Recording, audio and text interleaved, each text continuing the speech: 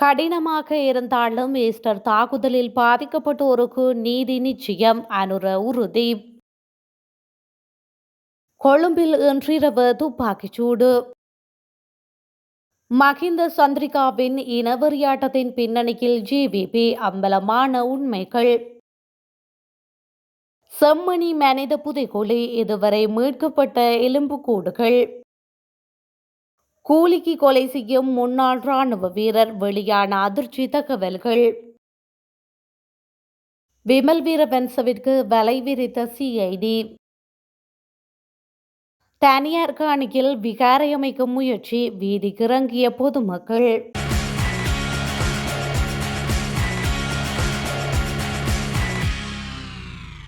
எவ்வளவு கடினமானதாக இருந்தாலும் ஈஸ்டர் தாக்குதலில் பாதிக்கப்பட்டோருக்கு நீதி நிலைநாட்டப்படும் என ஜனாதிபதி அனுரகுமார திசாநாயக்க உறுதியளித்துள்ளார். கொழும்பு உயர்மறை மாவட்ட பேராயர் கர்தினால் மெல்கம் ரஞ்சித் ஆண்டகையின் குருத்துவ பணிவாழ்வின் 50வது ஆண்டு நிறைவை முன்னிட்டு கொழும்பு பேராயர் இல்லத்தில் ஏற்பாடு செய்யப்பட்டிருந்த கௌரவிப்பு விழாவில் கலந்து கொண்டு உரையாற்றும் போதே ஜனாதிபதி இவ்வாறு கூறியுள்ளார்.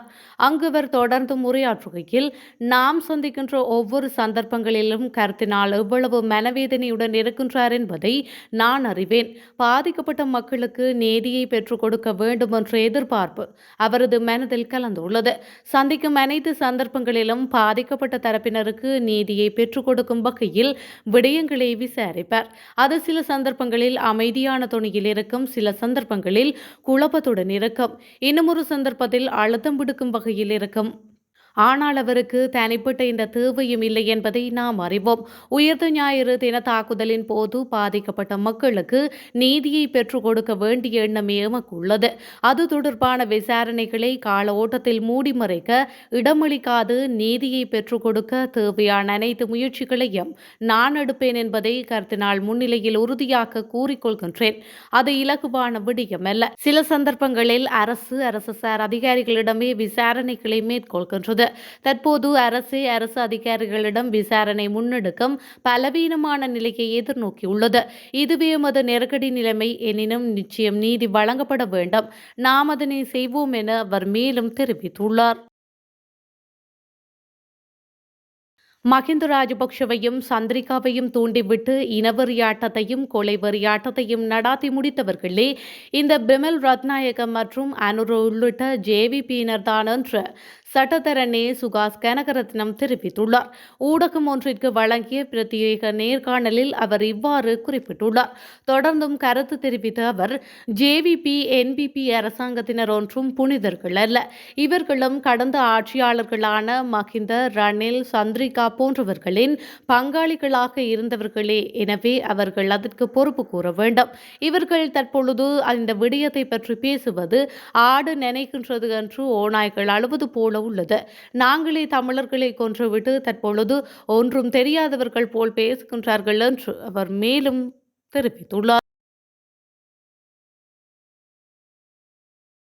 இந்தியாவுடனான கைச்சாத்திடப்பட்ட 7 ஒப்பந்தங்களை தேசிய மக்கள் சக்தி அரசாங்கம் மறைத்து வைத்திருப்பது ஏனென தேசிய சுதந்திர முன்னணியின் தலைவர் விமல் வீரவன்ச கேள்வி எழுப்பியுள்ளார். இந்தியாவின் அனுமதியின்றி இவற்றை பகிரங்கப்படுத்த முடியாது என அரசாங்கம் கூறுவது அதன் கையாளாகாத தனத்தையே வெளிப்படுத்துவதாகவும் அவர் குறிப்பிட்டுள்ளார். இது தொடர்பில் அவர் மேலும் கூறுகையில், அமெரிக்காவின் தாளத்துக்கேற்ப செயற்பட்ட ஜே.ஆர். ஜெயவர்தன கூட 1988 இந்தியாவுடன் கைச்சாத்திடப்பட்ட ஒப்பந்தத்தை வெளியிட்டார். ஜே.ஆரின் மருமகனான ரணில் விக்ரமசிங்க புலிகளுடன் சமாதான ஒப்பந்தம் கைச்சாத்திட்டார். அந்த உடன்படிக்கையையும் கூட பகிரங்கப்படுத்தப்பட்டது. ஆனால் தேசிய மக்கள் சக்தியினர் இந்தியாவுடன் பாதுகாப்பு ஒப்பந்தத்தில் கைச்சாத்திட்டனர். இந்திய பிரதமர் இலங்கை வந்தபோது 7 ஒப்பந்தங்கள் கைச்சாத்திடப்பட்டன. அவை இன்னும் பகிரங்கப்படுத்தப்படவில்லை. எதற்காக ஒப்பந்தங்கள் மறைக்கப்படுகின்றன? அவை நாட்டுக்கு பாதுகாப்பில்லை. இரு நாடுகளுக்கும் நன்மை பயக்கும் ஒப்பந்தங்கள் எனில் எதற்காக ஒளித்து வைக்கப்பட்டுள்ளன? நாட்டுக்கு பாதகம் என்பதால் தான் அவை இன்னும் பகிரங்கப்படுத்தப்படாமல் உள்ளது என அவர் மேலும் தெரிவித்துள்ளார். செம்மணி சித்துப்பாத்தி மனித புதைக்குழியின் 13வது நாள் அகழ்வு பணிகள் நேற்றைய தினம் முன்னெடுக்கப்பட்டன. செம்மணி மனித புதைக்குழியில் இதுவரை 56 மனித எலும்புக்கூடுகள் அடையாளம் காணப்பட்டுள்ளன. இதில் 50 எலும்புக்கூடுகள் முழுமையாக அகழ்ந்தெடுக்கப்பட்டுள்ளன. யாழ்ப்பாணம் நீதவான் ஏ ஆனந்தராஜா முன்னிலையில் தொல்லியல் துறை பேராசிரியர் ராஜ் சோமதேவா அவர்களின் குழுவின் பங்கேற்போடு இந்த அகழ்வு பணிகள் முன்னெடுக்கப்பட்டுள்ளன. தொல்லியல் துறை பேராசிரியர் ராஜ் சோமதேவாவால் அடையாளப்படுத்தப்பட்ட பகுதியிலும் எலும்புக்கூடுகள் மீட்கப்பட்டுள்ளன. அந்த எலும்புக்கூடுகளானது சிக்கலான நிலையில் காணப்படுகின்றமையும் குறிப்பிடத்தக்கது. யாழ்ப்பாணம் கண்டி வீதியில் உள்ள ஏனையின் சாலையில் அமைந்திருக்கும் கல்குளம் பெட்ரோல் நிலையம் அருகே கடந்த 25ஆம் திகதி இரவு ஒருவரை துப்பாக்கியால் சுட்டு பலத்த காயப்படுத்தி கொலை செய்ய முயன்ற சம்பவத்தில் தொடர்புடைய துப்பாக்கி சூடு நடாத்தியவர் நேற்று முன்தினம் மாத்தறை பகுதியில் கைது செய்யப்பட்டதாக அனுராதபுரம் தலைமையக காவல்துறை தெரிவித்துள்ளது. கைது செய்யப்பட்டவர் சட்டப்பூர்வமாக இராணுவத்திலிருந்து வெளியேறி மாத்தறை புனித ஜெனியா மாவட்டத்தில் வசிக்கும் 30 வயதுடைய நபர் ஆவார். துப்பாக்கி சூட்டில் காயமடைந்தவர் கல்குளம் சியம்பலாகிஸ்வவ பகுதியைச் சேர்ந்த கிரிக்கெட் கட்டா என்ற 29 வயதுடைய நபர் ஆவார். துபாயில் மறைந்திருக்கும் தம்மிதா சுமித் என்ற போதைப்பொருள் கடத்தல்காரரால் துப்பாக்கி சூடு நடாத்தப்பட்டதாகவும் காயமடைந்த நபரை கொல்ல இந்த கூலி துப்பாக்கி சூட்டை பயன்படுத்த திட்டமிடப்பட்டிருந்ததாகவும் காவல்துறையினர் தெரிவித்தனர்.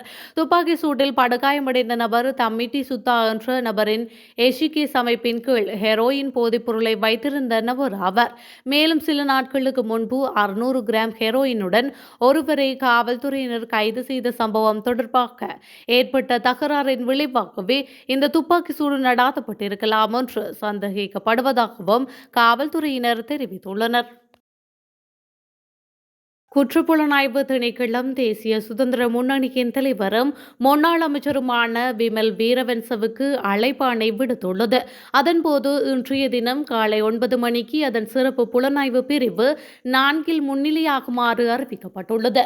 கொழும்பு துறைமுகத்திற்கு இறக்குமதி செய்யப்பட்ட 323 கொள்கலன்களை இலங்கை சுங்கத்துறை முறையான ஆய்வு இல்லாமல் விடுவித்ததாக கூறப்படும் குற்றச்சாட்டு தொடர்பில் இந்த அழைப்பாணை விடுக்கப்பட்டுள்ளது.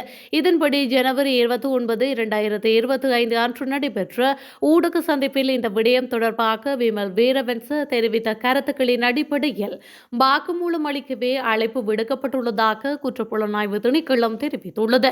இதேவேளை இதற்கு முன்னதாக லஞ்ச ஊழல் விசாரணை ஆணைக்குழு அழைப்பை விடுக்கப்பட்ட போது கொடுக்கப்பட்ட திகதியில் முன்னிலையாக்க முடியாது என்று அறிவித்து ஒரு புதிய திகதியை விமல் வீரவன்ச கோரியிருந்தமையும் குறிப்பிடத்தக்கது. வவுனியா ஓமந்தை காவல் நிலையத்துக்கு அருகாமையில் உள்ள அரச காணிக்குள் காவல்துறையினர் அத்துமீறி சென்று துப்புரவு செய்து அதில் விகாரை அமைக்க மேற்கொண்ட முயற்சி பிரதேச மக்களால் தடுத்து நிறுத்தப்பட்டுள்ளது. குறித்த சம்பவம் நேற்று மதியம் 12 மணியளவில் முன்னெடுக்கப்பட்டுள்ளது. பொரளை லெஸ்லி ரெனகல மாவட்ட பகுதியில் நேற்றிரவு துப்பாக்கி சூட்டு சம்பவம் ஒன்று இடம்பெற்றுள்ளது. துப்பாக்கி சூடு நடாத்திய பின்னர் சந்தேக நபர்கள் தப்பி சென்றுள்ளதாக போலீசார் தெரிவித்துள்ளனர். அத்துடன் துப்பாக்கி சூட்டில் யாருக்கும் காயம் ஏற்படவில்லை என்றும் போலீசார் சுட்டிக்காட்டியுள்ளனர்.